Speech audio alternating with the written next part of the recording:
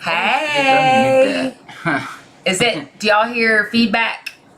I really wish that could stop. I don't know why it's doing that. Doing what? Also, I don't know if you noticed this, babe, but I think you made the camera too big because I don't see the borders. Borders? The borders are right there. Okay. They're very thin. No, the lag. It makes me dizzy. Oh, well, there's nothing I can do about that. But Well, it wasn't doing it, so there's something you can do about it. No, there's nothing that I can do about it, Micah. I've told you that. Hey, Hans. How are you? But when you go look at the stream, it's not like that. Okay. Well, good evening, everyone. Welcome to the Havoc System. I am Micah, and this is my beloved Ernie. You have found yourself... If this is your first time, yeah, you're fucked. You should walk away now. No, you have found yourself in a mental health stream. Yay! Reduce the stigma. And Ernie and I are just these two weirdos in life together. We've been together for a little. Look, you see what I mean? If I raise my head, I do get the glare. Yeah, so because you're not a trained actor like me and public speaker, you generally tilt down, which is not the way you do it on stage. You always, in singing, you have that's why I'm always gonna have ring lights and fucking screens in my glasses. Sorry, y'all. It's literally because I've learned how to posture for stage. I used to teach that professionally too. All right, what's Hans talking about? What's going on? What's your exam on? Tell me I miss college. I actually do. I'm the nerd that for, what are they called? Elective credits would take hard ass fucking deep classes like feminist philosophy. Like that's fun to me. You're supposed to take tennis and shit like that to keep your grade point high. Yeah, I'm a weirdo. But anyways, that in your off screen, just FYI. Because I was lighting a cigarette. Oh, okay, got you.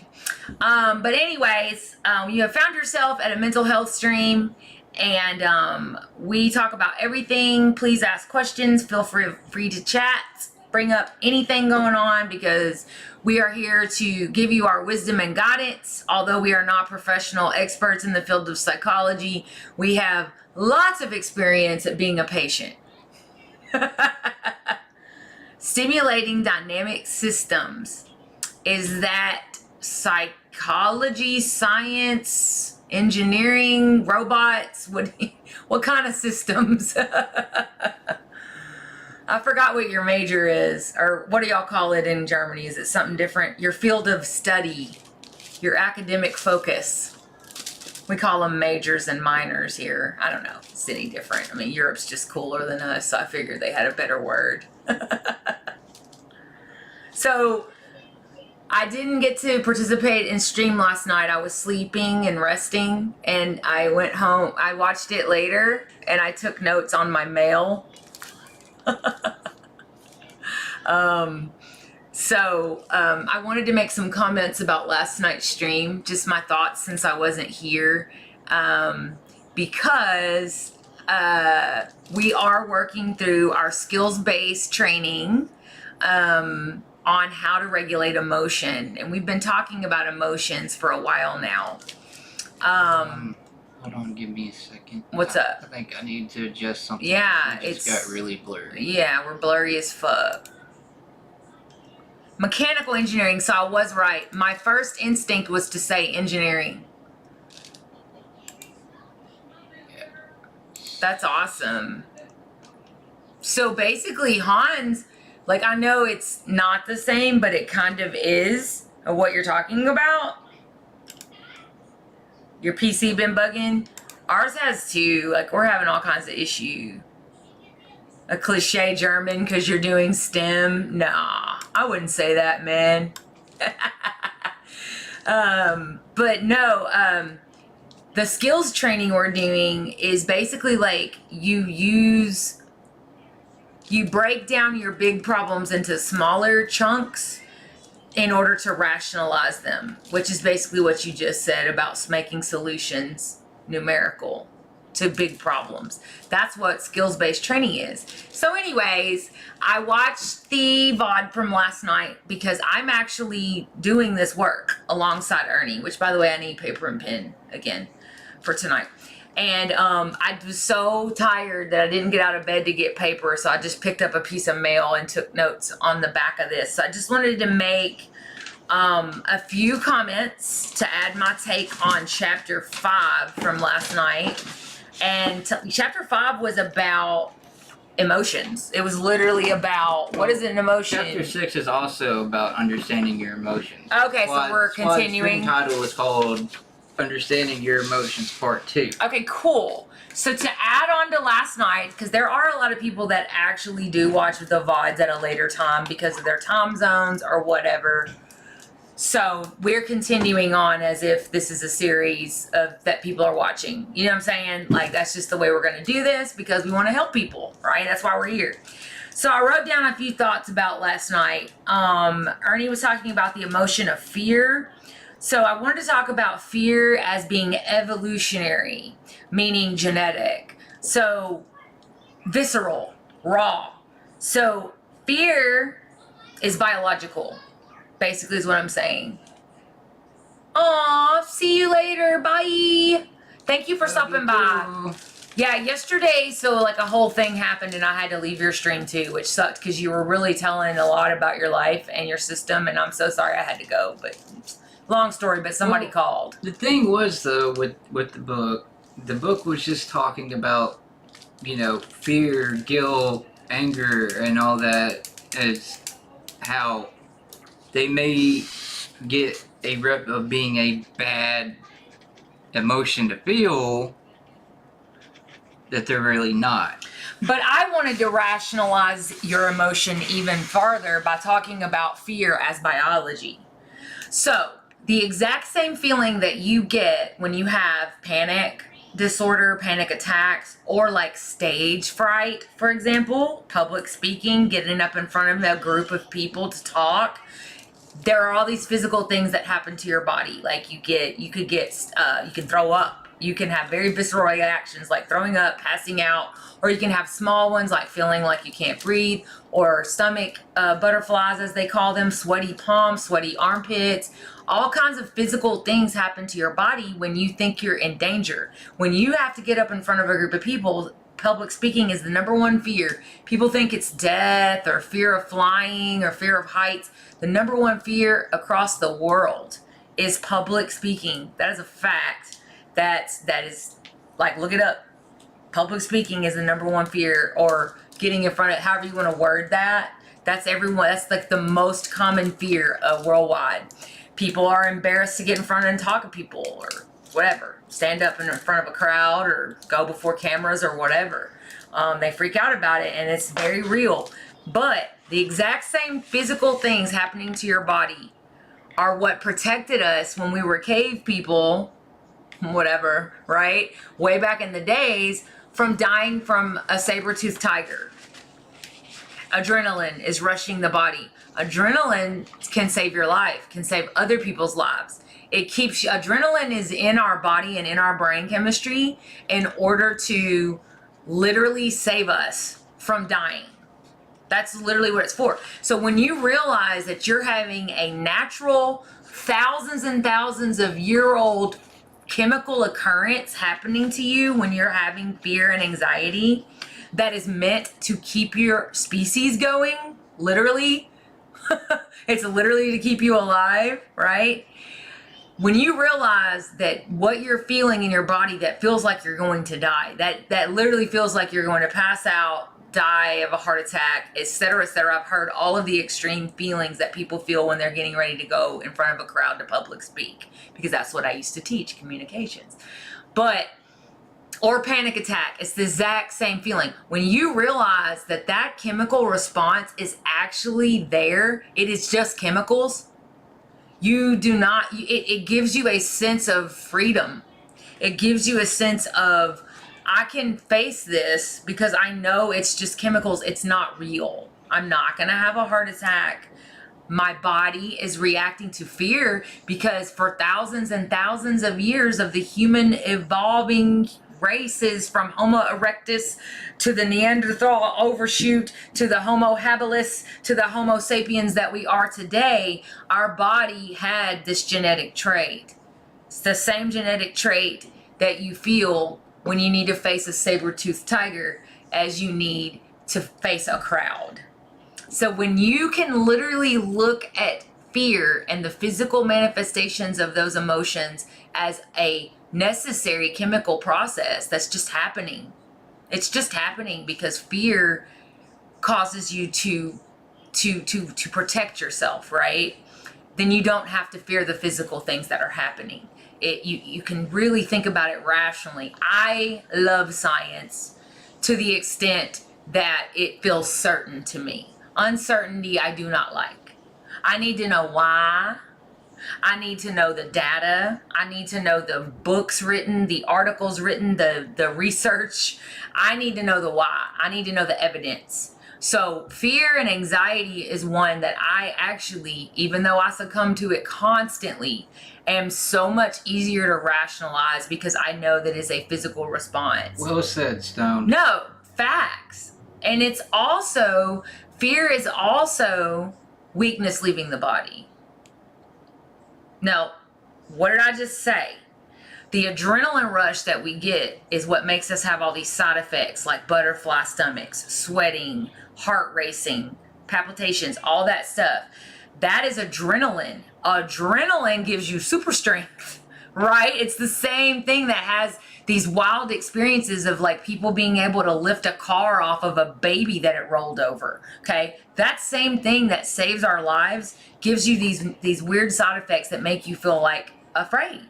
So if you can think of it in scientific terms and think about how many thousands of years and how many evolutions of humans, Homo, the species of Homo, right?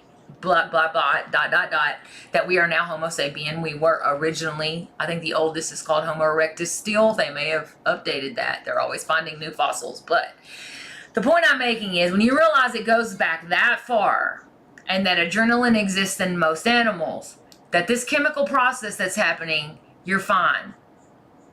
You literally can rationalize fear so quickly. So quickly because it's literally brain chemicals shit. Well, glands, to be technical, adrenal glands and stuff. So I really wanted to go into that because it's something I used to teach my students about stage fright. Because I would go into the biology of fear and all the different chemical processes. And that was a really, actually, believe it or not, quick breakdown of that.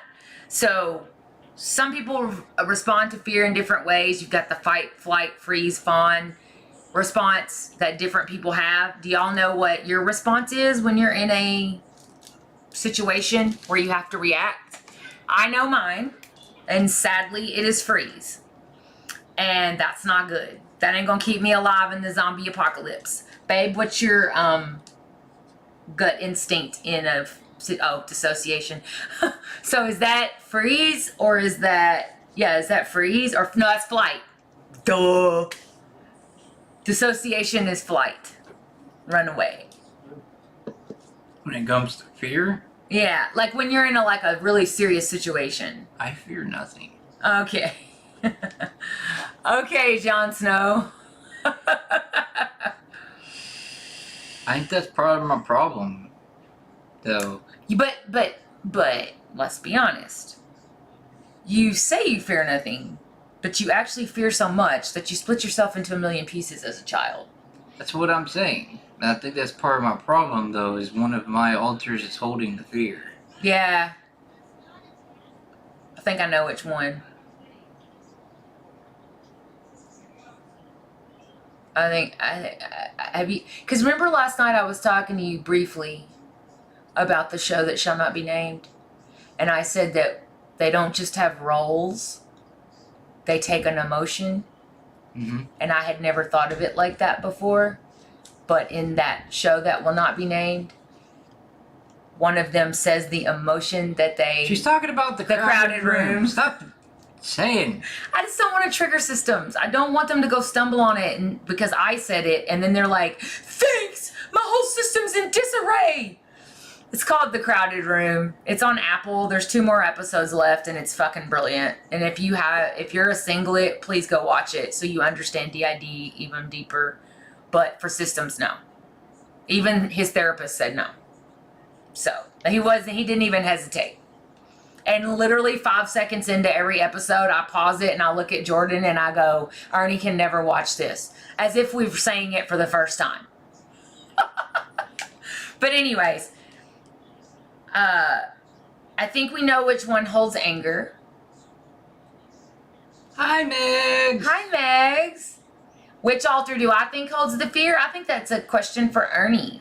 I'm trying to trust Ernie to work with his system more than me putting my 2 cents in. What do I fucking know? I don't know. Who do you think holds the anger? Maybe Gambit. Mm-hmm. Who do you think holds sadness? Casper / Caspian. Who do you think holds fun, risk-taking? Jeremy, I already knew you were going with that one. You did? Yeah. Joy, I guess. Unbridled joy. So anyways, I learned something from this brilliant show that systems shouldn't watch. So process of elimination, though, it's either Xander or Samuel. Interesting. Because Samuel actually runs into fear. So that's possible. He's calm under pressure, dude. Like, he's that guy. Right. You know, leader. Like, calm under pressure. Command of the situation. Or guilt. He probably holds guilt. That's a good one. I think Xander holds the fear. Well, Jax might. Maybe. Multiple now that there's 2 of them. That's a good point. So, from this show, I kind of started thinking deeper on that. That they're not just protectors, gatekeepers, because the altar literally says to the host, I'm the one, 'cause he's learning about his system for the first time. I actually think Xander is void of emotion. No. It's his fear that makes Xander void of emotion. It's so intense that he's his own dissociative, avoidant personality. What do you think about that? So, anyways, I didn't get to finish my notes. okay, I just real quick wanted to, ask, homework review. Who did, hopefully, some of you did, the 3-component model of emotions form, which, I did. for reminder, looks like this. 3 circles on the page. Right. Where you list the situation you're in, what emotions you're feeling. Physical sensation, what you're feeling in your body. Thoughts, what you're thinking in that moment. And behaviors, what you're doing or what you feel like doing.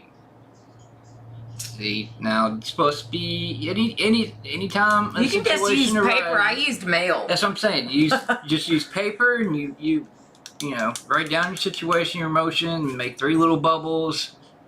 Or 3 bullet points like I did. And put your 3 in there. All right. Good questions in chat. First one is, I was thinking Xander too. Then Hans says, aren't some alters getting pissed when you talk about them? Not now. I already know what I am and am not allowed to talk about. That's a little creepy. How do you know? Because system communication. Right. They tell me. So I was going to say not at this point, Hans, because we all have built up trust. Right? And so, first of all, we're just theorizing. Obviously, I am, because I'm not a system. I'm just going off of things I learn, read about, research, study. right? Or what my intuition or my gut tells me of everything I know about trauma and my own mental health struggle. So life experience and education, right? And then interaction with this wonderful, beautiful group of human beings for the last 2.5 years.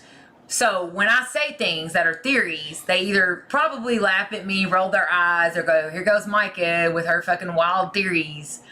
You know, so they don't take it personally is the point, because we've built up trust. Now, should I be talking about them if I didn't know them? Hell no.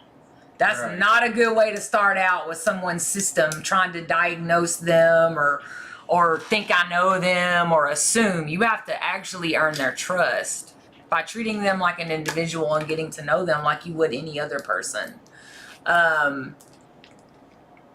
So yeah, Ernie has been thinking about that a little bit, about how, because we've been studying emotional regulation. So to think of your alters as an emotion holder is so, like, it so ties in directly with your DID, right, babe? Mm-hmm. All right, what are you doing? I'm sorry, I forgot to post everywhere that we're. Oh, okay. Go ahead, because I'm going to finish up my response from last night. And then Stone says, Xander's been through so much, but Xander's been through so much. What do you have to say about that? I mean, he has. But he's caused a lot, too. So what Ernie just demonstrated, because since I come in with the knowledge, right, the science, is system accountability.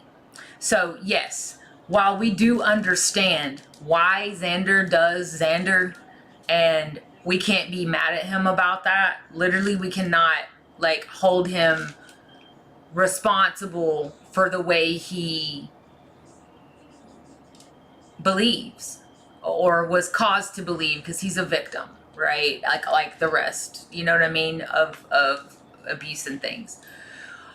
Also, he was created for a specific purpose, and that purpose made him say, hey, I believe this is the best way to help Ernie. I firmly believe that with all my heart, and it's just different than the whole rest of the group. So that's where the problems lie. He's a lone wolf, and he tries to make independent decisions when a system only functionally works when they're working as a group, making majority decisions, voting, talking things out. That's literally what they do to how to best protect Ernie or deal with things. So system accountability says we can understand and not be mad at Xander while also saying, you cannot do this, bruh. It's unacceptable. Setting a boundary with Xander. And that's called system accountability. And it's where the rest of the system, including Ernie, all have to work together to make sure that Xander knows this is unacceptable. You cross the line. You bad boy. Yeah. And I mean, again, that doesn't mean that we don't understand. But it's like you can't just break laws and expect not to go to jail if you get caught. It's the same thing. You have to be accountable as a group. And majority rules. All right. So one of the things that Ernie said last night, which he clarified today, makes more sense to me, was he was like going through the emotional descriptions, and he said that the descriptors were no shit. Like, these are like no shit, man. Like, duh. And I just want to say that I feel that they are not no shit, duh. Because most people only think of emotions as negative, but there's a total rational and even biological reason for them, like I was talking about with fear. So framing the emotions as safe and not negative that might be new thinking to someone. It might be duh to us that emotions like fear alert us to danger, okay? For someone to think about any type of extreme emotion in a rational way as a reason for it, that might be new thinking for them. And that was like my first response to that. And I think you explained it better today as to what you meant. And what we're trying to do with these skills training. Well, what I meant though is like when they went into the fear, when you're standing, you're crossing the street and the car is coming and fear, and you're naturally fear kicks in. You're like, oh, I need to get the fuck out of the way.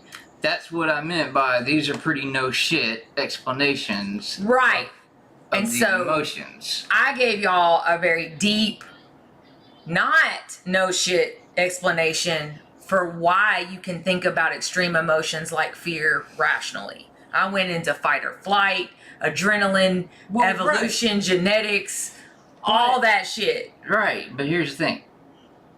Again, also later in the chapter, it states, there's the physical sensations, thoughts, Right. and behaviors, and later on, we're going to be targeting each one of these. Oh, so they may things. go into it deep. Yes, just not yet, and that's I got you. I was being quiet about it, but I was kind of at the same time being like, you're kind of jumping ahead in the fucking book. I can't help it that I'm so super smart, okay? Okay, I wrote down anger is my favorite. Because y'all, I would rather stay angry all day.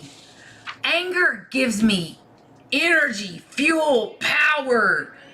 I mean, like, I literally love being angry. It feels like I am not a victim. I am not weak, and I'm one-upping this motherfuckers. All the motherfuckers that's ever wronged me. When I'm angry, I harness the ancestors. Like, literally. And so I wrote in parentheses because I'm trying to improve. I don't know what y'all are doing, but I'm trying to make my mental health better. Always and forever. Since I was young till I'm 44 years old sitting here today. So I wrote down addiction, ? It's a good thing. And which brings to the point, can you be addicted to a certain emotion? No response.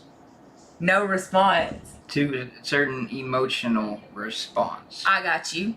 So when they call people, you love drama, I think that's very ableist. Cause yeah, I agree, Hans. So that's what I was gonna say is I wrote down addiction ? Because I wanted to ask Ernie in the moment. We have not gone over these notes. I wanted to ask Ernie in the moment if he could see that I do have an addiction to anger. Like that I love that place. Yeah, because you get fucking loud all the time. Yeah. But you see it manifested into protesting, political ranting, Bitching about what I'm playing. oh no, not that kind of anger. The anger that I Bitching lean about what into. YouTube video I'm watching. Oh, come on. You act like I'm some nagging, annoying, bothering, Just bothersome. kidding. Okay. All right. No, I'm being for real, though.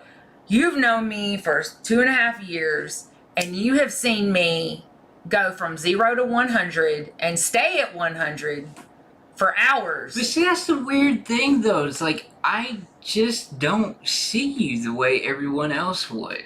Because I would not describe you as an angry person.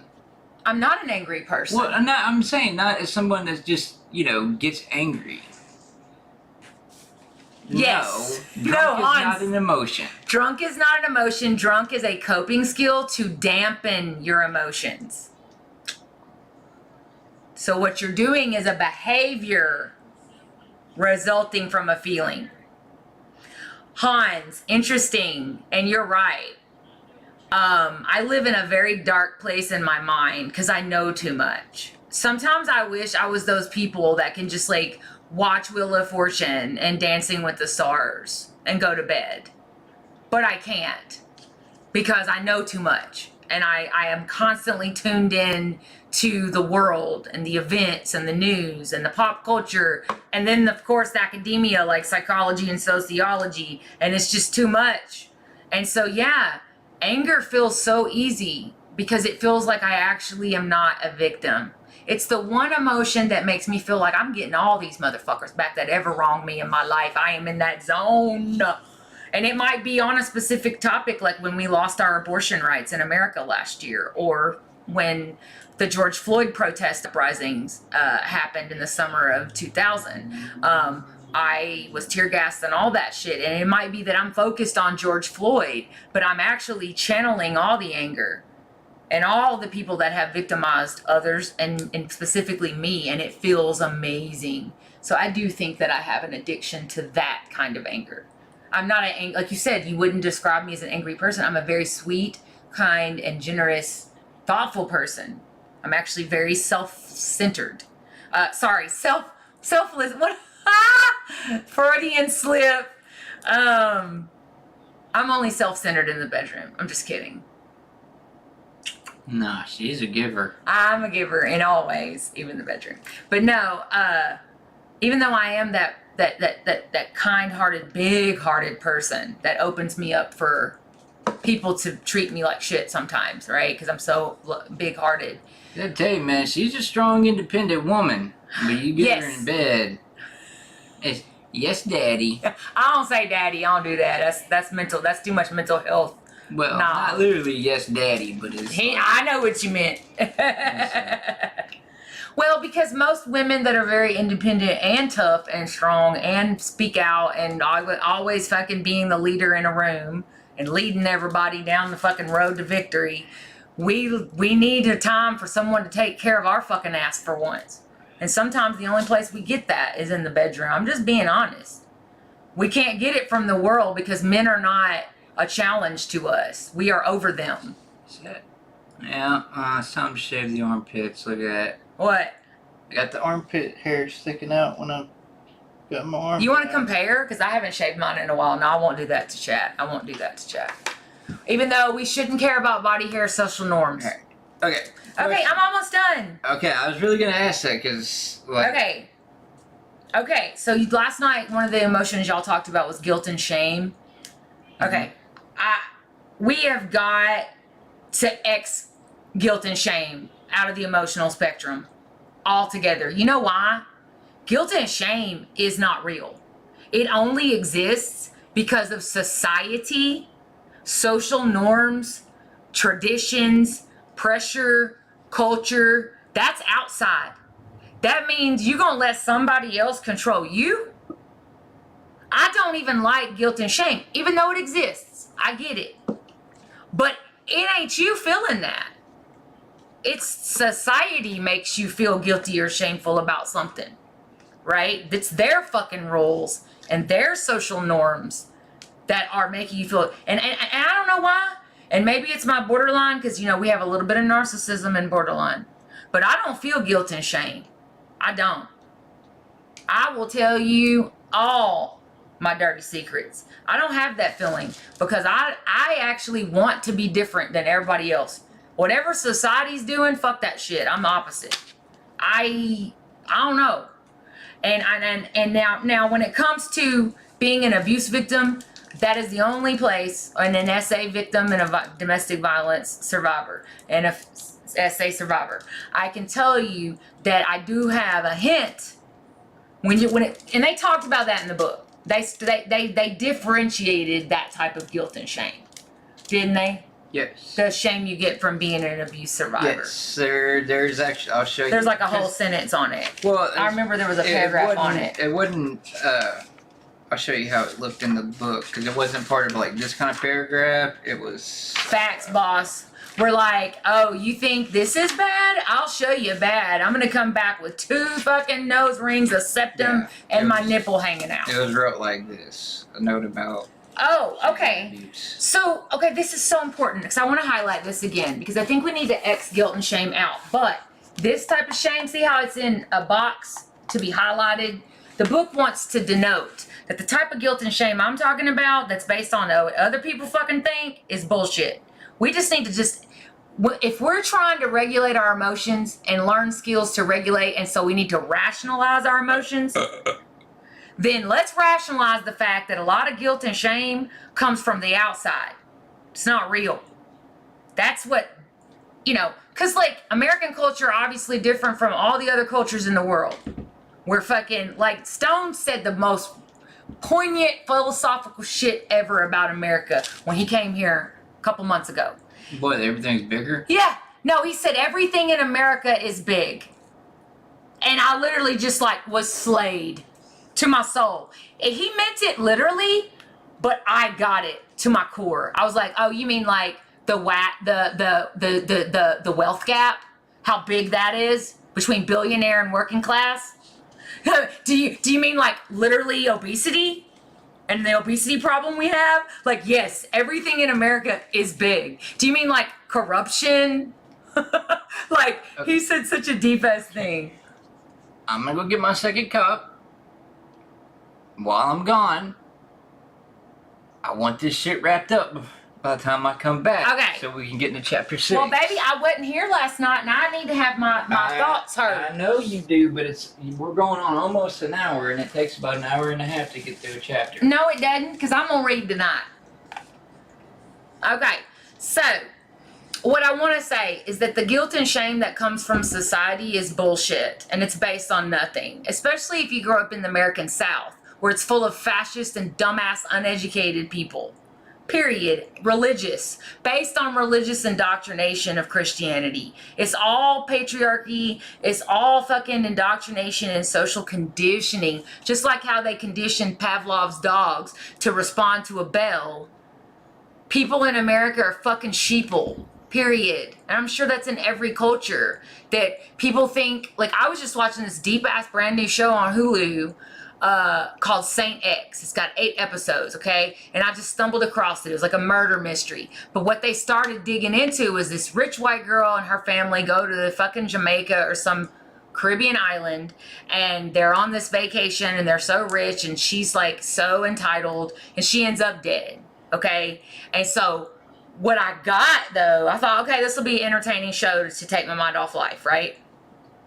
But what they started digging into was the deep entrenched cultural norms of the people indigenous to the island. And what they had was a whole shit ton of religious shame, guilt, fear, indoctrination of conforming, right? So like you had high suicide rates among the LGBTQ, just like we do in the South. You know, they had a lot of teen pregnancy. All those things that come when people try to associate morality with a religious deity. I could go on and on. Pretty much everything, yeah. But, just like the book highlights it, the type of guilt and shame that sometimes victims of abuse feel is a whole different animal. That's like, you don't understand. It's deep, and that type of guilt and shame needs to be dealt with a professional.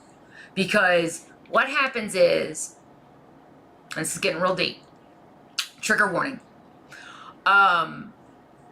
sometimes with sexual assault, for example, in the moment, even though you are 100% a victim, okay, in the moment your body may respond, and that's just a fact. Even children's bodies can respond, sadly, and it might feel good or be confusing as hell, right?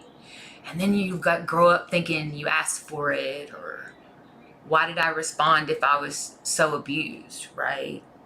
And that's the type of guilt and shame that is different than the type of guilt and shame that your parents put on you, or your culture, or whatever, things like that, right?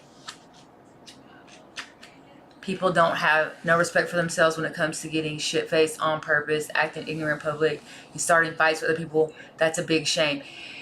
Yeah, so in general, there are stigmas on a lot of behaviors, boss. Like, people that automatically think because I have pink hair that I'm an anarchist. I mean, they're probably 100% correct. I mean, I don't want to build guillotines and burn capitals down. I mean, do I? But you can't assume that the tattooed girl with the colored hair is an anarchist. She most likely is, though. But, you know, there's just shame for all that. I cannot tell you, when I was a professional, award-winning teacher of the year type shit, teacher for 13 years. I cannot tell you how many times I'd be sitting at the nail shop and some bitch would be like, "You're a teacher?"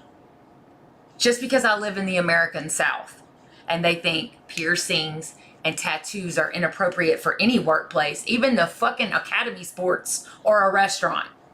It's so fucking backwards. That's why I hate guilt and shame. Not the kind from SA or domestic violence or other types of abuse, but the kind that results from the outside world. Fuck that. Live your life. Be free, people. Liberate yourself. Yeah, you're automatically a thug. Right, exactly, boss. Well, it's not just tattoos. It's everything. And especially, and I know that stigmas and all of these dichotomies of culture exist in all cultures. America is not special. But we are the most unhealthy, toxic version of all of that. Like, in my opinion. At least in, like, some of the Asian countries, for example, like Japan, where efficiency and success is like the idea of model Asian theory is actually the science behind model Asian theory, but is this expectation of success and not shaming your family and all that shit that has led to such high suicide rates in Japan. At least you can name it. See, in America, we literally have to be like, well, is it the fact that we don't have health care and can't go get help when we need it because we don't have the money? Or is it the poverty? Or is it the inability to buy a home or invest in anything? Or maybe it's the $180,000 of student loans that they predatorily lent to us. Like, what is wrong in this situation? At least in Japan, you can narrow it down. At least in the island of Jamaica, you can narrow it down to the religious fervor and expectation of the society. Down here, you got to ask, which one is it? Is it fucking this? Is it that? You run out of fingers and toes. America's so fucking toxic. You got to ask yourself 60 questions to get to the bottom of something. The answer is, it's capitalism, but a lot of people aren't ready to talk about that. They're not ready to restructure like I am. Yeah, no. Look, people like me and Ernie and my roommate, best friend for life, Undisputed Boss, Jordan. We are woke, as they call it, which I hate that fucking word. But anyways, we are awake and we know all of these things, and we know that Europe laughs at us. We know that China is actually probably going to surpass us economically. We know how much danger we're in. We know why our workers are finally starting to rise up a little bit right now in these strikes that we're having and things. Like, we see all this, but most people are fucking dumb, fucking eating at fucking nasty ass fast food restaurants, getting fat, and like I said, going home and watching Dancing with the Stars. They have no critical thinking skills whatsoever. Everything that you think about Americans is absolutely 100% true. We're a mix of the Kardashians, Elon Musk, and white trash. Oh my God. I said what I said. You're still on this goddamn subject? Well, yes, but no. Okay, next. Avoiding positive emotions is very unhealthy. And it goes to your core belief. Yeah, that's your point. In America, no. We used to have consensus, but that shit went out the door with the rise of basically the Tea Party movement, the birtherism movement, and populism with Trump. It finally met its crescendo and went over the fucking hill and down into the fucking volcano depths of, what's that thing, Odysseus's fucking, what are they called? The Odysseus fucking epic journeys or whatever. Yeah, that's where the fucking, with the hellhounds and shit. America went over the cliff. Started in the 80s, actually, if you want to get real technical about it, with the backlash to the hippie movement and the anti-war movement. But it is the Unified Protocol for Transdiagnostic Treatment of Emotional Disorders. So when I said avoid, I don't know why I wrote this, so I'm trying to ask you if you can interpret what I might have been thinking based on the VOD last night. I said avoiding positive emotions is very unhealthy and it goes to your core belief. Why would I write that? I don't know, because but it's all stuff that we'll get into later in the book. Okay. And then I put guilty, what is that? So again, I went back to the guilt and shame thing. That must be really triggering to me because I want people to be free and liberating because I don't know what that feels like. I don't. Like if I actually wronged someone, that's an actual reason to feel guilty. But feeling guilty for existing and being having a certain type of personality that the rest of the world finds off-putting, fuck yourself. I don't give a fuck. Like, I'm already struggling as is. I can't add your fucking expectations of me into the pile of shit that I'm dealing with. And then lastly, what? What in the fuck word is that? Oh, embarrassed. How? How do people get embarrassed? That's actually a serious question. I have never been embarrassed. I like being in the spotlight and attention. Like I've literally sought it out my whole life. Like somebody tells a story about a time you really fucked up. Hey, Becca. And is there, something you feel bad about or feel ashamed of doing or whatever, it could be embarrassing. No, because it's a learning experience. To you. Right. No, I guess I do understand. I just wish other people could get rid of these. That's the point of the book. I know, but these particular ones are based on other people's opinions. They're not even your mental health. Okay, Micah, but this whole book is not based on your opinions. I know that, babe, but this is my stream too, so I want to put my thoughts out and there. I'm just telling you that you may not agree with it being in there, but it's in there, and then it's in there for a reason. And then I did my homework, which I don't have to share that because we're moving on. But the last thing I said was Ernie said a bunch of nice things about me at the end of the stream last night. And it meant a lot to me because I wasn't even awake at the time. But he said something about how Micah is better at explaining things. Or something. What did you say? Micah's better at explaining things than me, or she thinks differently than me. It was like a bunch of compliments. So I wrote, I add the spice and the heat. Right. So. So, anyways, you got my opinion on last night's stream, even though I wasn't here. I bet you won't give me no more paper. All right, y'all. If y'all have any questions about anything I said, comment, or opinions, comment. So anyway, last chapter, in chapter 5, we covered, what certain emotions are, even though they're often considered bad, or some people might feel bad about having the emotions. They're often seen as negative. You have them for a reason, and then we went into how emotions often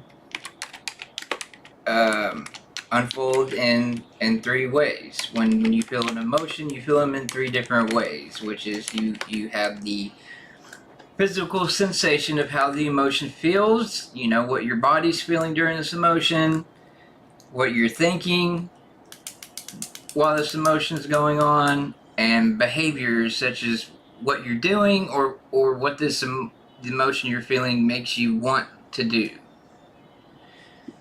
So that's basically what we covered. Okay. I shaved it last night because, in case you can't tell by the different shirt, I managed to finally shower. Holy shit! I wish I could do that. I wish you would too. Fuck off, dude. I was meaning it for pure sexual purpose. You want to? Specifically cunnilingus. Okay. Yeah, not for my pleasure, but for yours. Okay, I jumped to a conclusions, Matt. Yeah, well, because otherwise, you take that out of the equation. I don't give a fuck if you've showered or not. Facts. Anyway, And so now we're in chapter 6, which is actually the second part of understanding your emotions. Man, I'm This telling one- y'all, this shit's gonna click. I promise. Just stay with it. Just stay with it. This one is called following the arc. Last one was what are emotions? Like arc. And this one is following arc. Yes, because this literally is Rising an arc. action. But it does stand for things. Oh, it's an acronym. It is an acronym. I love acronyms.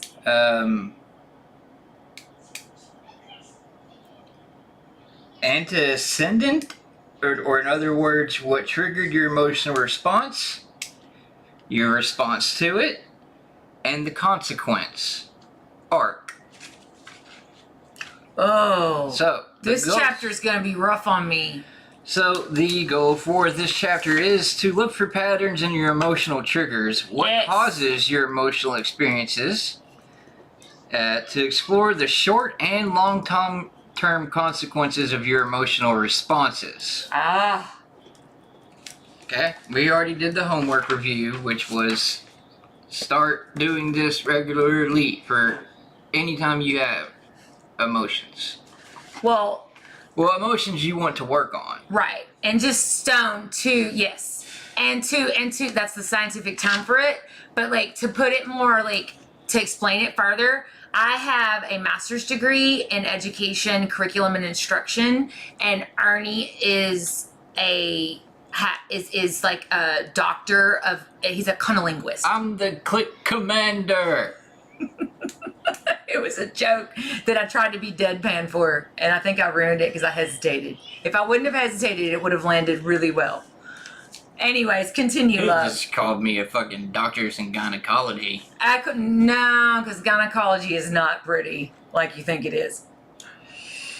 Anyway. It's actually pretty fucking gross. And yeah, that sucks about Sam, but makes sense. You know what I mean? It is what it is. Systems got to make decisions like that all the time. Keep going. Yeah. Well, we're sex positive on here, but if it is a trigger, just let us know or let that person know. But yeah, man, everybody's responsible for their own triggers. Right. So if something does trigger you, I apologize. please take the time to step away from the screen. Yeah, we do not get mad if you have to leave or any of that. We completely understand. It's just I believe in getting sex out of the closet of shame, and I believe in being sex positive in general and not judging. How's that good? Also, it's an arc. Yeah, it's literally an arc. I figured they would do a visual with it. Very nice. Okay. Anyway. Can I read? I read faster. No. Okay. Because baby. you also stop halfway through to explain every little thing, and it's already almost 9. Okay. The goal of the previous chapter was to give you a better idea of exactly what is happening when you feel an emotion. Okay. So step 1. Breaking your experience down into these 3 main parts, thoughts, physical sensations, and behaviors, Yeah. may make your emotions feel a little bit more manageable. Yep. Paying attention to how... Oh, shit. Paying attention to how these components feed off each other may help you see how your emotions can escalate so quickly. The goal of this chapter is to put your emotional experience in context by explaining what happens before and what happens after you feel a strong emotion. First, we will look at patterns in the situations or even that triggers and the situations or events that trigger emotions.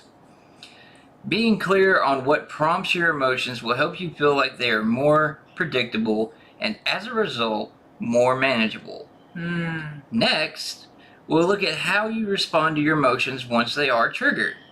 And finally, we'll look at the consequences for how you respond to your emotions, both in the short term and the long term. Understanding that the way you respond in the midst of any given emotional response can have consequences for the emotions you feel in the future. And this understanding may help motivate you to make changes in the way you're currently coping.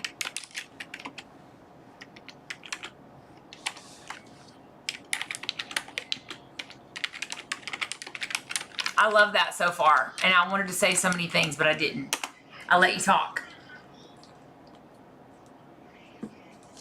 Right. So that's the key concepts. So, moving on. The arc of emotions. The arc of emotions. It sounds like All right, a Chester P. Rump, calm down. It sounds like a movie. Go ahead. It's Indiana Jones and the arc of Emotions. Dr. Scotty. We use the acronym ARC to help us keep track of how the emotional experience progresses. The word arc means to follow a path. See figure 6.1, which I'll show you in a second. The arc of emotions. What's that?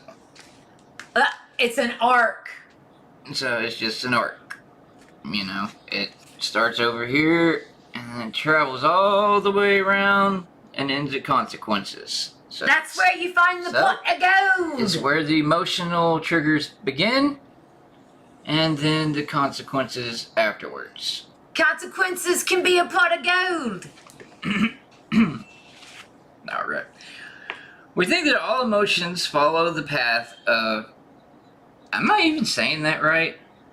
Okay, it's antecedent. Antecedent. And here's the thing. It's okay if you don't know that word. It's not a. It's an academic word. There's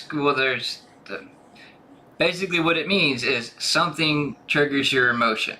Right. So before, even though ante means like antebellum South, the antebellum period. Well, basically, the point they're trying to get across is before, and then moving to the end. Yeah, before, during, after. So you got the A, and then here's the R, which is response. Your thoughts, physical sensations, and behaviors that occur during this emotional experience, which is what we covered last chapter. Yep. And why I said it is important to start writing down the situation that's going on, the emotions that you're feeling, and the physical sensations, your thoughts, and your behaviors in the three bubbles.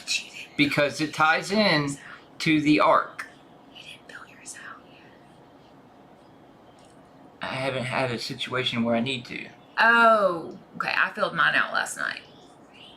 No, it's if you're experiencing like an intense emotional event of it, like anxiety or fear, guilt, whatever. Yeah.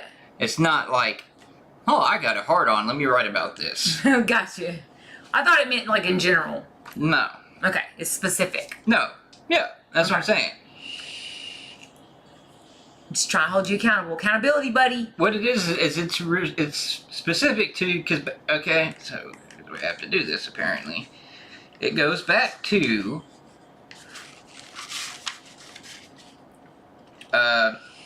this. Your top problem. You didn't fill out the rest of it.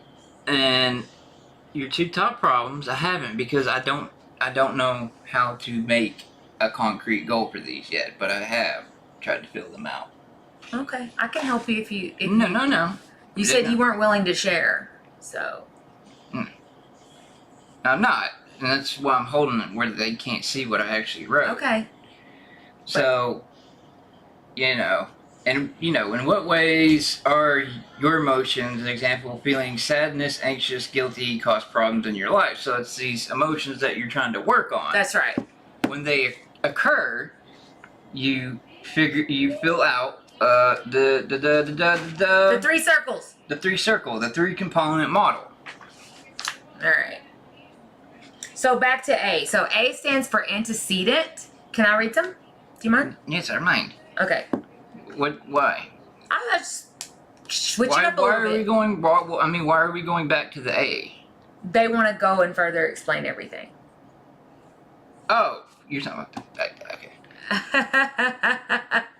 That's why I was asking, can I read some? Anyway, response, your thoughts, your physical, yeah, we just covered that. And consequence, what happens as a result of your emotional response. Let's take a closer look of each part of the arc. Yep. A. refers to. Antecedent. Here we are paying attention to what comes before an emotion, what provokes it. Sometimes emotions feel like they come out of nowhere, but it is important to keep in mind that every emotion is triggered by some event or situation. Sometimes a trigger can be an event that has just happened. For example, getting cut off in traffic, not getting a response to your text. Yeah, that's triggering as fuck. Like, I swear to God, she texts me, and then like 5 seconds later, she calls me. Why haven't you responded to my text? Motherfuckers need to learn how to type faster, because I respond extremely. I answer on the first ring, and I respond immediately. Okay, so I'm doing the A. Antecedent before. Or well, I would say not. I would write trigger. not before. I would say event leading up to trigger. Well, not anti with an E, A-N-T-E, that root word I understand. is for before. Yes, That's what it means. I know literally. what it means, but in the art, what it means is something triggers your emotion. So it is an event that triggers you. Right. Is what the A is for. in Before it. the emotion comes, something happens. Right. This is what I said. What's hard to That's what I'm understand? saying. Event that triggers. Right. An emotion. So before your emotion Right, that's comes, what I'm saying. something triggers you. You're right before, and I was telling you I got the you. other thing to do, and then you just came back like you were arguing with me. Nah, I was trying to clarify. Got you. I got you. You know I can't stop being a teacher, y'all. It's in my blood. It's always going to be there. So kids, people learn differently, and you have to explain things 3 or 4 different ways for people to understand it or get it. They may not understand it the first way you presented it. I got you. That's just something I learned over the years to become a master teacher. Alright. So, not getting a response to your text. Other times, it can be something that happened much earlier in the day or even last week, which is what I like to call the Late. brain ninja effect. The brain ninja effect? Yeah. Explain. Because women are fucking brain ninjas. Hold on, y'all. This is literally a moment in Havoc System history because we have stumbled upon Ernie finally has a theory that he wants to flesh out. I am like, I'm loving this shit. First of all, I feel a book deal coming on. Y'all have a different term for it. You say you lay the seed. Yeah, planting the seed. But I call it being a fucking brain ninja, cause y'all will. Why are women brain ninjas? Cause look, we'll, like say you're a couple and you're arguing and and you're just over the argument and you're like, well, you're stupid like your father and walk off and then we're sitting here thinking, we won. We're like, you're stupid as your father, and then and we'll start pacing a few days later and be like, stupid like your father, give me a break. And then just out of nowhere, it's like, my father was a brilliant man!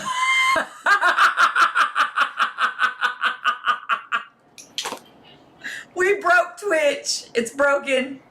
I'm sorry. But holy shit, that was so hella accurate. I feel completely called out and seen at the same time. Okay, I thought you were going in a completely different direction. I thought you were going to say we're brain ninjas and that we can recall something that happened 3 years ago from a specific instant that you thought we had forgot about, but we remember every detail about it, including having receipts. Nah, y'all motherfuckers brain ninjas, cause y'all motherfuckers will throw something, sneak something motherfucking in there that just and just out of nowhere with a fucking katana just and then we're just like, why is it a katana? Me? Like, the visual of this is hilarious, y'all. Like, I feel a book coming on. So, Women Are Brain Ninjas by Ernie Lafayette Gregory. Yeah. And Micah overthought it 1,000 times, so it took 4 years to publish. So anyway, Why can't it be throwing stars or nunchucks I mean, it doesn't matter. or them sticks? Stick fighting. They have a name, don't they? Mm-hmm. Okay, so So what you're saying is we're always right. yeah. So it's actually the next sentence literally just says what I said. No, it does not. Other times it could be something that happened much earlier the day or even last week. For example, if you get into an argument with a loved one in the morning, it may make you feel more sensitive to criticism later on. Absolutely. 100%. Additionally, the trigger isn't always an external event, but instead can be a way to be the way that you feel physically. Example, feeling jittery after too much coffee, feeling heavy because of lack of sleep. Finally, A. Antecedents. Also can include things that make you vulnerable to experiencing emotions more strongly, such as being tired from a night of poor sleep. You're not going to be as hyper-focused, so you're not going to feel so intensely, and that's bad because if you need to feel your emotions. Being hungry from not having time for lunch. Facts. Or hangry. That's all you're going to do is focus on that shit. Or being generally stressed from a busy couple of weeks at work. Facts. Finding patterns in the situations and events that prompt emotions may help you feel less like you're on an unpredictable emotional roller coaster. Okay, I do need to stop right here because, I've told y'all I've been through this therapy years ago, and it actually clicked finally years down the road because obviously I know better than the fucking professionals. So there's a reason why we are going through this step by step, and one of the things is to recognize patterns. I used to think that I was so overwhelmed with dysregulated emotion that I was special, that I was the only one in the world this debilitated and this fucking suffering from emotional dysregulation constantly debilitating my life, right? And I used to believe there was absolutely no cause and effect, that it was so fucking random and I was at its will, which I know that you can relate as a system. Because when you have amnesia barriers and things, you kind of feel like at any moment your body can be snatched up, right? You feel like you don't have control over anything. I used to feel that way too about my emotions being so extreme that I would say, nothing caused it. I'm just literally fucking crybaby all day. Or nothing caused it. I'm literally road raging all day. Or nothing caused it. And my shit was so roller coaster that I really believe there was no pattern. There is a pattern. And when I started to break it down, not in the big overarching feelings of I feel sad as fuck, don't know why. When I started to say, but why? Let's break this down. Let's start thinking about this like a math problem and not a philosophy question. Hello, that's the key. And so seeing your patterns, one thing that I noticed and believed, I didn't listen. I thought, no, I'm unfixable. It can't be that simple, but proper rest. Y'all, from one skeptic to the rest of the world, I did not believe in that shit because I thought, no, I am fucking broken. There is no help here to be had. There is no miracle coming. There is no one. Sleep is not the fucking answer. Guess what? When I actually got regulated, scheduled sleep, who got better at emotional regulation? This gal. So they were right the whole time. So there is a pattern. I promise no matter how overwhelmed you feel in life right now, you can narrow some things down that will help you recognize this shit before it starts happening. As I call them spirals, episodes, you can start to recognize shit that's leading up to it. I promise there's a pattern. It is not random. It is not haunting you. You are not out of control. You just have to identify the patterns. That's what they're saying in the book. I just said it more. Right. So, being aware of your triggers can also help you prepare in advance for when you know you might be faced with one. As you continue with this program, You will learn skills to use when you're having strong emotions, and can be prepared to use these skills if you know you will encounter one of your triggers. See Table 6.1 for a list of A's associated with common emotional disorders. Triggers. It's in the back, the appendix. You know, they're going to have an example. No, they mean this. Oh, okay. Which we'll go through that in later. The R in ARC stands for response. So we've got antecedent. Whoa. Hold on. For this. Associated with common. Examples of Table. Yeah. Okay, we'll get there. We'll Okay. get there. I was just making sure I read that correctly. Yes. So, the R and the ARC stands for response. This refers to thoughts, physical sensations, and behaviors that make up the emotional response. These are the same three components that we talked about in Chapter 5 and have asked you guys to start tracking. Yep. You gotta hold And yourself accountable. This is a daily thing. It doesn't matter if if you only need to do one or if you have to do multiple in a day. Doesn't matter. It's up to you. Just try to keep track of it. What you're trying to do is identify those patterns. Look at Right. this like math. That's what we're basically what we're getting to is what you've learned, or what we've talked about so far is leading into this, and how it's going to help you start to learn and identify, and as we get further on, teach you how to manage these situations. That's right.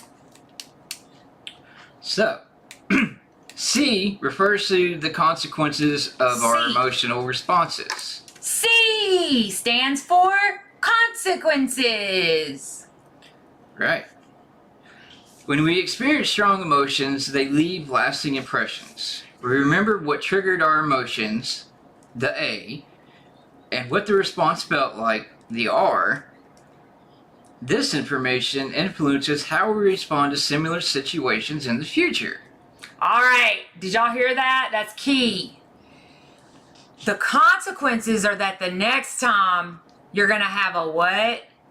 Right. Compiling negative the consequences reaction. are how you responded to these emotions. Right. Are going to be basically muscle memory. Yep. Or consequences for how you handle them going forward. Because it's like, well, I felt like this before. This is what I did to to get through it. I'll just do the same thing. I'll just do that. And so then you're stuck, not improving. And this is where therapists don't want to get down and do this work. And this is also where making the list of pros and cons of changing and the pros and cons of staying the same. Why do y'all think therapists don't want to do this work? I mean, I'm being for real. I'm asking, why, Ernie, do you think therapists don't want to do this type of work? I think the first reason is because you have to be blunt with people. Mm-hmm. And a lot of people in therapy respond very negatively to bluntness. Right. And you have to be accountable, like, and stuff like that. And that can trigger, like those type of, like sometimes you can trigger people that are not ready. But at the same time, you gotta do it. So you might as well just rip the fucking Band-Aid off and do it. I wish someone would have talked to me like this in the beginning of my mental health journey, bluntly. The second reason they don't want to do it is because of the work involved. This is hours and hours and hours of counseling. Yes. And here's a much simpler way to explain what I just explained to you. As humans, we repeat things that make us feel good and try to avoid things that make us feel bad. For example, if you accidentally grab a pot handle that is very hot, you experience pain and immediately pull your hand away. Now, when you reach for that pot handle the next time, oh, okay. You may stop yourself and grab a pot holder so that you avoid the unpleasant experience of being burned again. You've learned that in order to avoid pain, you should think twice before grabbing that pot.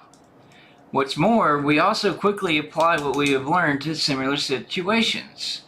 You not only stop yourself from grabbing the handle of the pot that burned you before, but also hesitate before grabbing other pans off the shelf, or off the stove, I'm sorry.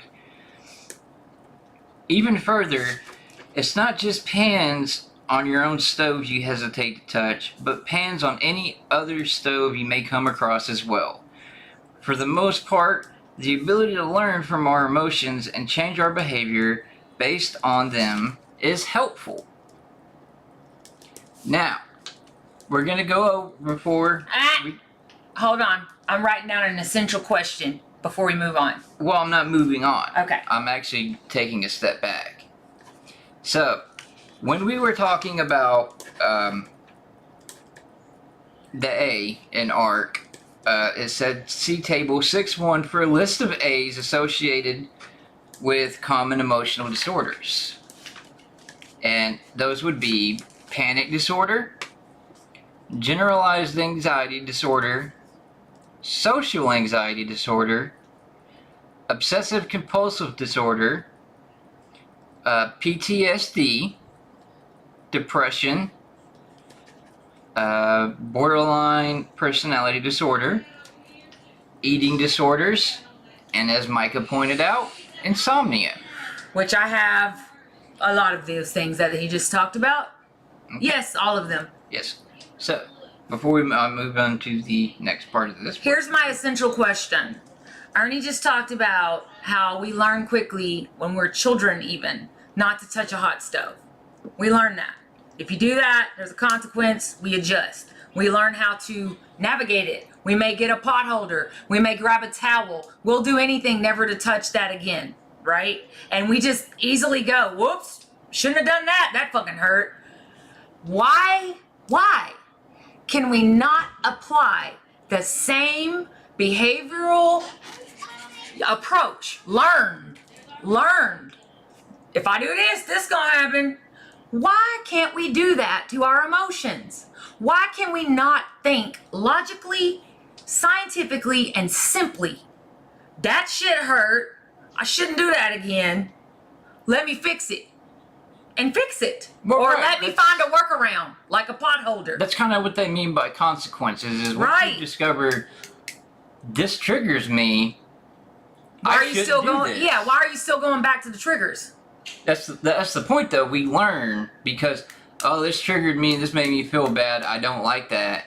So then we avoid ever doing that again. We don't, though. We actually don't We fix we ourselves. do I'm saying Not mentally. And generally, we do try to avoid it. Just like I know going into Walmart's going to trigger me. So I avoid going to Walmart unless I absolutely have to. Okay, but that's avoidant coping skills. What Right. I'm talking about is And what I'm fixing telling the you, shit. what this is saying is that's what the ARC is for, is helping you to recognize The patterns. your trigger patterns. Right. Right. But I'm It's asking not about a deeper. fixing it yet. Okay, I get that. But I'm asking a deeper question. If it's cut and dry that you learn by trial and error, as it's called, to not touch a hot pan handle or touch a hot stove, Right. No, why can't we? why can't we apply it to our feelings? Why can't we be scientific, logical, etc. about feelings? And that in lies the answer as to why we're spending so much time on this. Because we can. It's just hard. Well, I And think it takes practice. I think a lot of times it's because we lack It's a deep question. We lack the ability sometimes to trust that some of our emotions might be wrong. That is so good, babe. That's one of the reasons, yes. But also, I think because there is a physical consequence that is immediate from the example of the hot stove, mental shit digs in its heels like a brain ninja. Yeah. Well, what I'm saying is like just like with the hot stove, touching this pan, it hurts. I shouldn't do that again. And you learn that when you're a little and you learn child. that, but then you go into, like, let's say, relationships that might be unhealthy. Great example. Great at the start, it's like, oh, this feels really good. I should, Go further. go with it. Mm-hmm. Instead of realizing that we might just be trying to fill a void. That it could be fake emotions. Right. Just because they feel good in the moment. But what I'm saying is that why can't we learn like we did as a child not to touch a hot stove when it comes to our emotions? Why can't we just learn to break it down logically, mathly, and change our behavior and fix it? That's my point. The way we did with the hot stove. We don't even remember the moment we learned the hot stove lesson. We've known it all of our lives. You know what I'm saying? So it's like, we can though. It just takes a lot more unpacking, as they say in the psychological world, and work and practice to do it when it comes to emotions. Right. Does that make sense? Yeah. So, what does this have to do with your symptoms? Good question. In addition to being able to learn from our emotions after they occur, humans also have the gift of foresight. This means that we can imagine whether certain situations could possibly bring up strong emotions. And we can therefore change our behavior to prevent potential bad feelings. But see, I'm saying we have issues with doing this. What this is saying, I was going to say, because you are capable of doing it. You are. You just have to learn it. You have to put in the work for it. But I was going to say, people like you and I, we highly overcorrect. Yes. So in order to avoid danger, we overcorrect in the negative. We should have stopped somewhere in the middle. Right. But now we're doing avoidant behavior, Right. That's what dissociation, and all therefore that. we can change our behavior to prevent potential bad feelings. This may lead us to avoid situations and events that aren't actually threatening. In fact, sometimes the focus becomes more about avoiding uncomfortable emotions than about preventing problematic events from occurring. For example, what if you gave up cooking altogether because you had previously burned by the pot handle? I gave up hot drinks when I was a child and burned my mouth with hot cocoa. And I will never drink hot drinks again. Right. Or never brought up disagreements with a loved one for fear that you might get angry and lose your temper. Tough. That's rough, y'all. Different question. The first one was easy. I said I don't drink hot drinks anymore because when I was a kid I burned my tongue at a specific event. Like I remember all the details. But that second question, that sounds fucking rough. That sounds hard. Or avoided crowded events because you might feel panicky even if being at the event itself is important to you. Yep. Like I'm freaking out about Saturday already. Yeah. Avoidance of situations and events because they might bring up strong emotions is what leads to problematic interference in your life that may have prompted you seek treatment or to pick up this book on your own. Like us! Oh God. This program will help you tell the difference between what is a real threat and what is a perceived threat. There we go. That is the freaking point. Allowing you to better understand how your emotions should guide you. There are also consequences to engaging in behaviors that the strong emotions pull you to do. For example, Stone, wake up. This is about you. Running away when afraid. When a response does not fit the situation. Or when such a response does not fit the situation. For example, fleeing when you feel fear in the context of a panic attack, which in itself is not actually dangerous. No. Has both short and long-term effects on your emotions. In the short term, escaping the situation usually provides some relief. Remember, humans are programmed to do things that make them feel good to avoid things that make them feel uncomfortable. Since fleeing made you feel better this time, you're likely to do it again in order to find that same relief. Facts. As I said.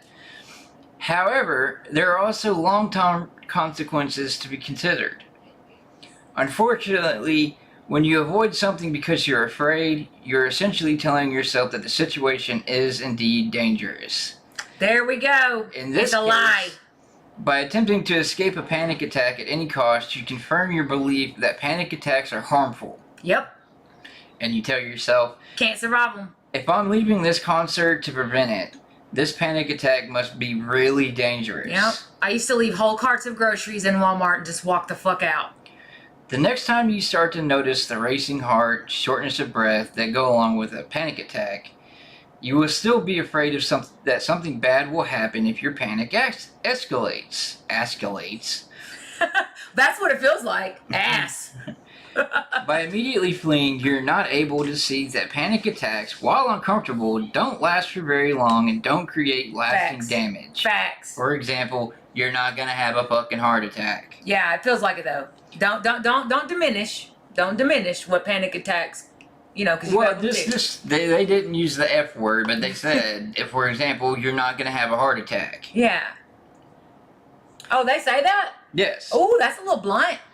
This becomes a vicious cycle. The more you avoid now, the more likely you'll be to feed. The more you avoid now, the more likely you'll be to feel the emotion again in the future. Why didn't they talk about substance abuse? Or self-sabotaging behavior like self-harm? Well, I mean, I'm sure they get to that at some point. But that's definitely a consequence of not following your arc and recognizing patterns.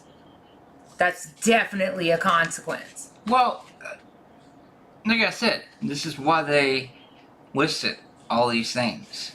But all of these things are marked by self-sabotaging behavior. Yes. So you should already be aware of that.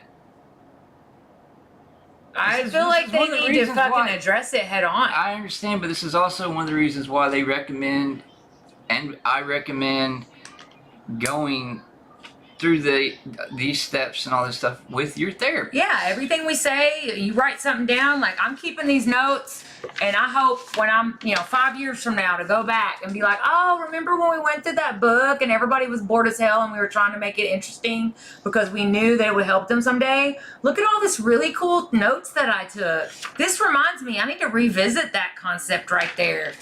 Y'all, journaling, learning, educating is power. I'm sorry, but it is. Okay.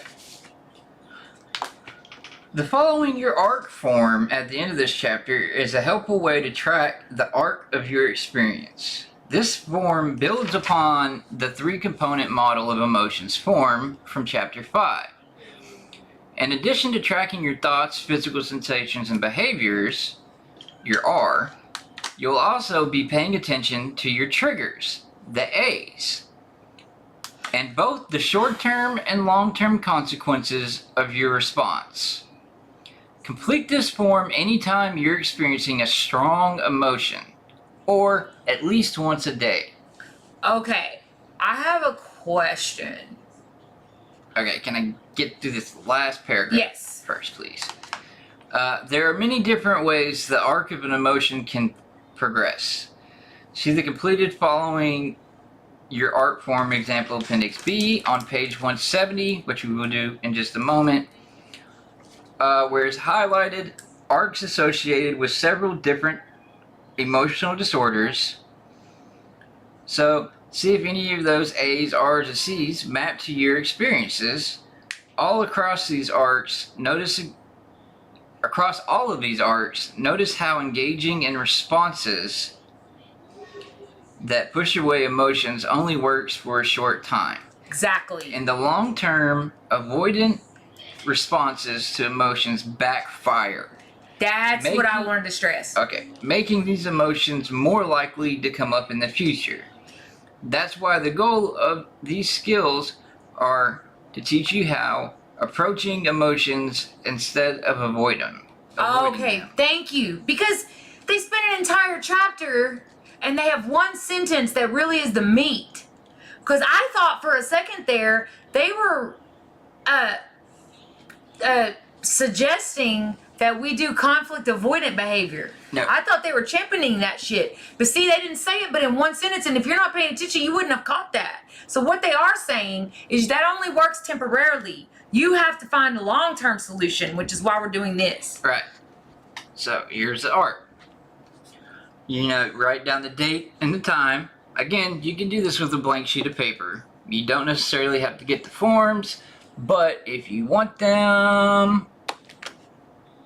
It's not doing anything. Yeah. Again, as always, there's the link on where to get it. And the name from of now it... on, you can hit exclamation WB and it will automatically pull up the link to all of these blank forms.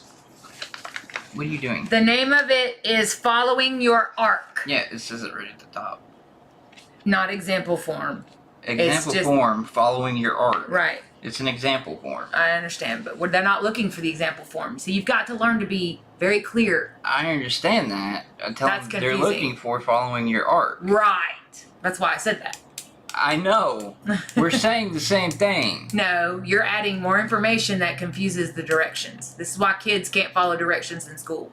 No, I'm saying much here. information. I was just giving them the link, Yeah. and you were telling them that you want following your art, and I'm like, yeah. And I said, this is an example of.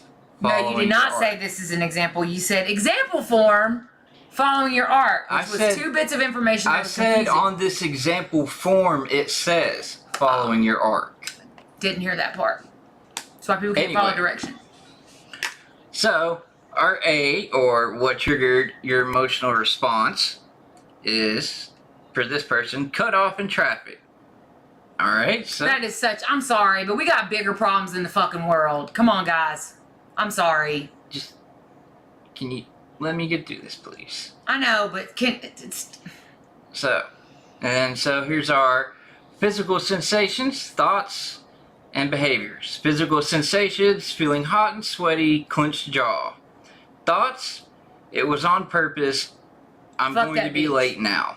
oh no, fuck that bitch. Behavior, yell at the other driver, tailgate, tighten hands on wheel. Honk. So, and then here is the consequences. Short term, you know, you release tension, Yeah. feel in the right. But in the long term, continue to believe people are out to get me. Well, they actually are, but it's a dog eat dog world, and people are selfish. So- But Day, Not everyone. time, this is a few days later. 4 p.m., feeling really tired. Physical sensations, heaviness in my head. Thoughts, I'm getting depressed again. I won't feel up to my plans tonight. And behavior, cancel plans, take a nap. facts. Consequences of this. Woo! Short term, feel relief canceling, feel nothing while sleeping. Long term, Okay, that's like fucking. Just want to say, called out. That's my go-to. Canceling plans feels so fucking relieving. Canceling doctor's appointments, canceling fucking obligations. It feels so fucking good. Then sleeping, you don't feel shit. Those are my favorite fucking things in the world. but in the long term, It's bad, bad, bad. you feel guilty for not Yep. getting anything done Yep. and ditching friends. And it piles up, like if you miss work and stuff like that. And you literally wake up and you're like, I don't have any friends. That sucks. My life is horrible. I'm very unhealthy. And you're like, damn. But those individual nights and days and times, you felt good for the moment, didn't you? Right. And here's the thing, I'm gonna tell you right now, it's gonna, these are the things, this is gonna get drilled in over and over. For I know it every sounds chapter. repetitive, but it has to be until you You get don't even know what I'm talking about. it. But that's what I was thinking. I know, but I'm just letting you know.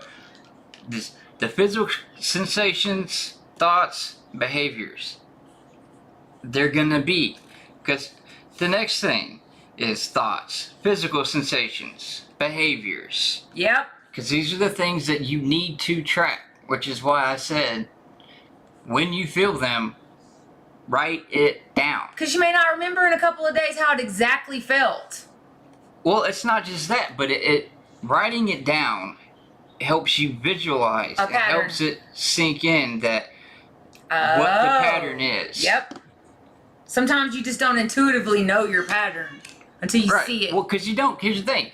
It's like as if your body's on autopilot. You just react to things. You react the way you're used to reacting, and you don't put much more thought into it. Yep. Okay? Looking in the mirror before a big event. Okay? Is this a trigger for people? This triggers the physical sensations of pit in the stomach, sweating, thoughts. That I sounds look like so fat. self-esteem. Okay, I look so fat, people are going to judge me for gaining weight. Okay. Behaviors. Try on multiple outfits, ask partner for reassurance, Tear up your whole not, closet. well, urge to not eat all day. Yes. Or empty. In the short term, this is a release of tension, feel in the right.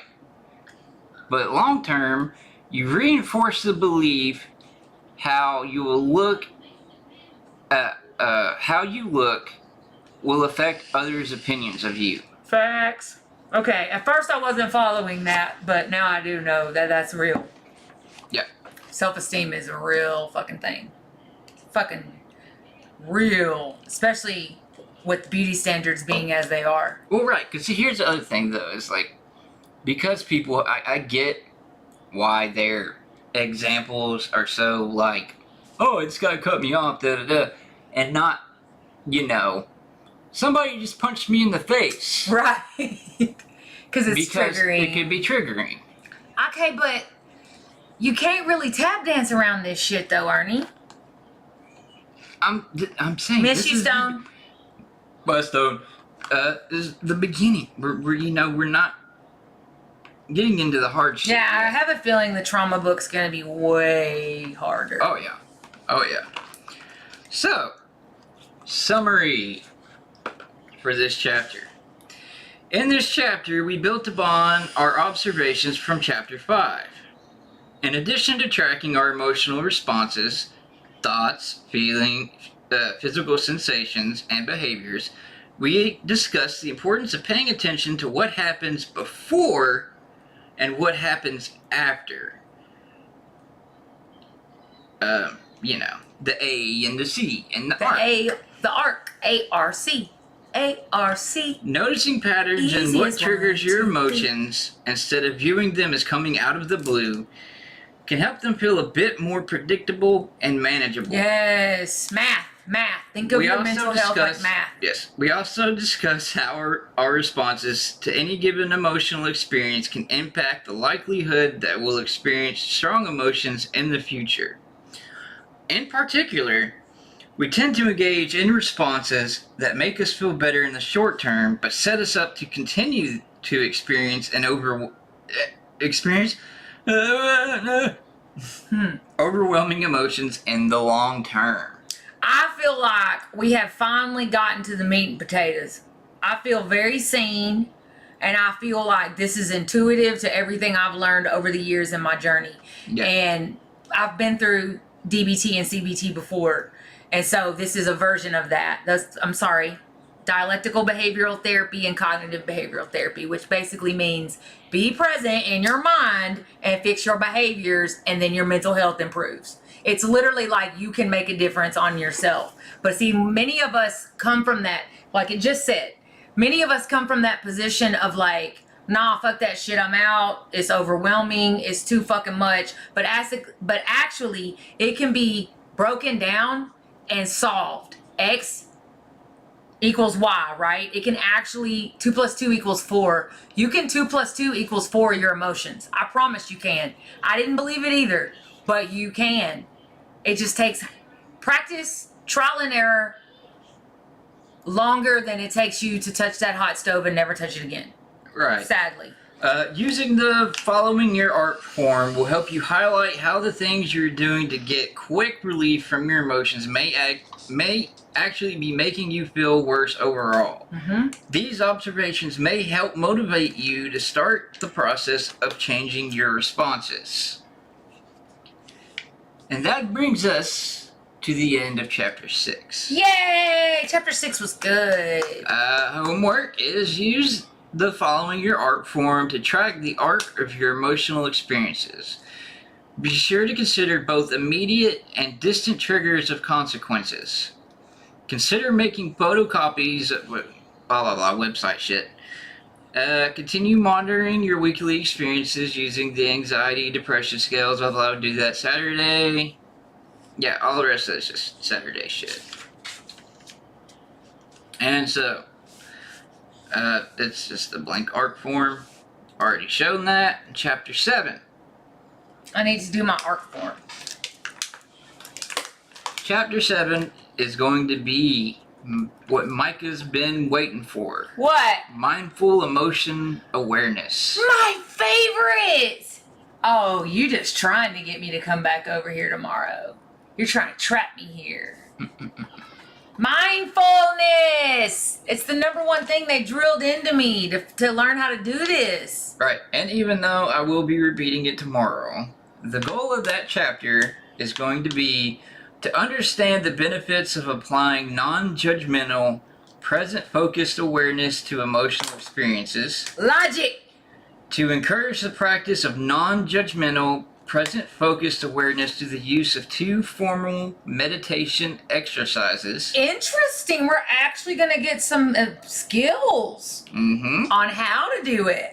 To apply the concept of mindful emotion awareness to daily emotional experiences. Nice. Because I'm telling y'all, math the fuck out of your mental health. Start thinking about it logically. Don't let them run away and become fantastical and irrational. I promise. It sounds like I'm spitting, flu-foo, fro-foo, guru stuff. But I'm not. It works. Math your mental health into non-existence. You're still not going to be perfect at it, though. I fail every day. Even though I've already been through this and learned it. We're all works in progress. Yes. There's nothing to feel bad about. My arc form. I'm making a note here. I started this out at the very beginning of you starting the chapter, and I put, look for patterns. Yes. Because that was the point, and that ended up being the point. Because I was like, that's what they taught me, to look for the patterns. Oh, Micah, you stayed up all night, you're going to have a bad few days. And guess what? Happens every fucking time. Hey, and how many times did I tell you? Have patience with the book. I know. It's like I could have written the book myself because I'm skipping 7 chapters ahead. I know. Why? I know you try to stop me every time, but I just already want to get to the meat. I want to get to the meat.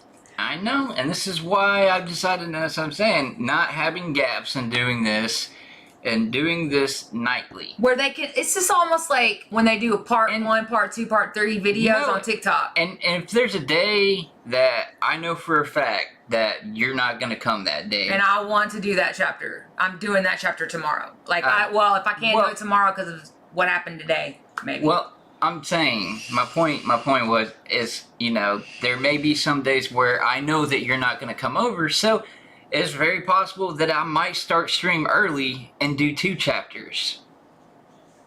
That's too much. And let me tell you why. The reason this book is repetitive and broken into simple steps is because if you overwhelm people with too much at once, they're like, and they reject it. And that's also that's also educational theory. Right, that's the thing. That's why I already knew that chapter 6 directly connected to 5. Right. But I chose to break it up into 2 videos. That's good. Because that's like, dude, this is gonna be too much for all at once. Just because it's, I want you to title the next chapter Mindfulness, Micah's Jam. Well, I'm gonna put Micah's the title. vibe. I'm gonna put the whole title and put, I've been using that word for weeks. Micah's shiz. Micah's, yeah, or something like that. Or, ooh. Spidey senses. I don't know. I just, mindfulness. Micah senses tingling. Yeah. No, mindfulness, I've been using that word for weeks. I can't believe they talk about it in the book. I must be, really, know this shit, don't I? Dang, maybe she'll listen to Micah. I mean, that is literally what I said last night, is that you've been doing this a lot longer than any of us. I have. I've been doing it 20 years. and that you It didn't you sink have a in lot until about of 5 years ago. you have a lot of really deep insights into a lot of this stuff we're talking about. But sadly, I still fail at putting it into practice, even though I know the answers. Well, practice makes perfect. Yeah. But of course, naturally that all came after taking a small little jab at you. Yeah, that's true. But no, so yeah, we're having a major heat wave in America right now. And Yes, you people have no idea how lucky you are, Micah, sitting in this chair right now. no, I was almost dead and going to the ER earlier. She really has pushed through to come through for y'all tonight. I care I about hope this. y'all can appreciate that. I know that you care about this and you care about what we're doing, and I'm saying that really shows because of the fact that you are here. Yes, I was almost in the ER 3 hours ago. Micah Had a has not been doing good today. She had either like a heat stroke or sun sickness, something, but she has been in bad shape for hours. Hours. I mean, I'm talking dizzy, brain fog, in and out of consciousness, basically. Could not cool off. I was literally like a little fucking firebomb, like Ghost Rider or some shit. Like, I literally had heat ruminating from my body for 2 hours. Like, I was a mutant. And the other thing is she's very light sensitive right now, and she's sitting in front of all these bright lights. I was light and sound sensitive, but it ended up, it was after a few hours, Ernie gave me an ice pack, and it just totally switched off a trigger. It was crazy. It was like switched to physical trigger. Well, I still don't feel 100%. Exactly, that's what I'm saying. I still want. And I'm hot right now.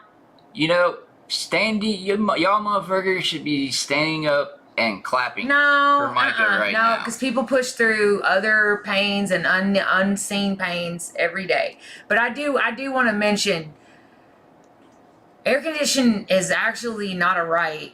It's a privilege for a lot of Americans. There are people that die every year because they do not have air conditioning in 100 degrees Fahrenheit. I don't know what that is, and y'all's weird. I'm kidding. Y'all actually have the more precise measurement, but... Okay, just because fucking 32 degrees Fahrenheit is 0 Celsius, fuck off. But anyways, today the heat index made it feel like 115 degrees, and I was out minding my own business, not having no trouble in the world, and literally suddenly felt gravely ill. You're in danger, you're gonna pass out, you're dying. But it wasn't until I actually got inside to take a cool off that I realized how hot I was. And it's crazy. It snuck in so fast, and I was barely out of an air-conditioned environment for more than a minute at a time. But it was the all day adding up of it, right? And I did not realize that my body was overheating and dehydrated because I had air conditioner blowing in my face. How did I fucking know?